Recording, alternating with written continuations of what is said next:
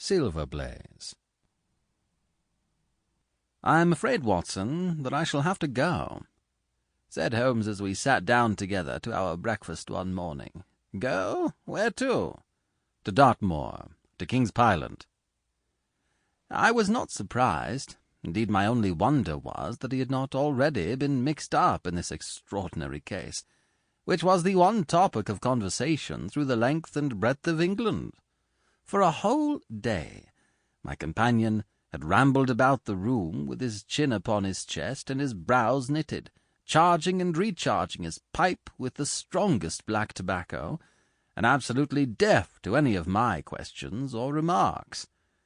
Fresh editions of every paper had been sent up by our newsagent, only to be glanced over and tossed down into a corner. Yet, silent as he was, I knew perfectly well what it was over which he was brooding. There was but one problem before the public which could challenge his powers of analysis, and that was the singular disappearance of the favourite for the Wessex Cup, and the tragic murder of its trainer. When, therefore, he suddenly announced his intention of setting out for the scene of the drama, it was only what I had both expected and hoped for. "I should be most happy to go down with you, if I should not be in the way," said I. "My dear Watson, you would confer a great favour upon me by coming, and I think that your time will not be misspent, for there are points about the case which promise to make it an absolutely unique one. We have, I think, just time to catch our train at Paddington, and I will go further into the matter upon our journey. You would oblige me by bringing with you your very excellent field-glass." And so it happened that an hour or so later I found myself in the corner of a first-class carriage, flying along en route for Exeter, while Sherlock Holmes, with his sharp, eager face framed in his ear-flapped travelling cap, dipped rapidly into the bundle of fresh papers which he had procured at Paddington. We had left Reading far behind us before he thrust the last one of them under the seat and offered me his cigar-case. "We are going well," said he, looking out of the window and glancing at his watch. "Our rate at present is 53.5 miles an hour." "I have not observed the quarter-mile posts," said I. "Nor have I.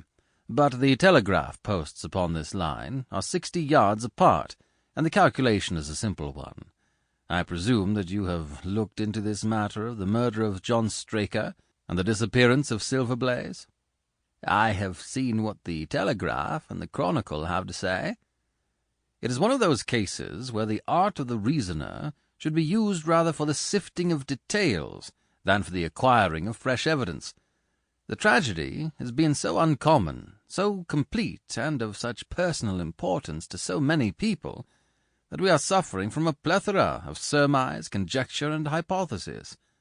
The difficulty is to detach the framework of fact, of absolute undeniable fact, from the embellishments of theorists and reporters.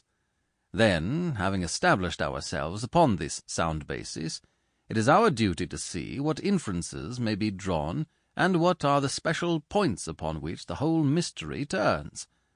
On Tuesday evening I received telegrams from both Colonel Ross, the owner of the horse, and from Inspector Gregory, who is looking after the case, inviting my cooperation." "Tuesday evening!" I exclaimed. "And this is Thursday morning. Why didn't you go down yesterday?" "Because I made a blunder, my dear Watson, which is, I am afraid, a more common occurrence than anyone would think who only knew me through your memoirs. The fact is that I could not believe it possible that the most remarkable horse in England could long remain concealed, especially in so sparsely inhabited a place as the north of Dartmoor. For hour to hour yesterday I expected to hear that he had been found, and that his abductor was the murderer of John Straker. When, however, another morning had come, and I found that, beyond the arrest of young Fitzroy Simpson, nothing had been done, I felt that it was time for me to take action. Yet in some ways I feel that yesterday has not been wasted." "You have formed a theory, then?" "At least I have got a grip of the essential facts of the case. I shall enumerate them to you, for Sample complete. Ready to continue?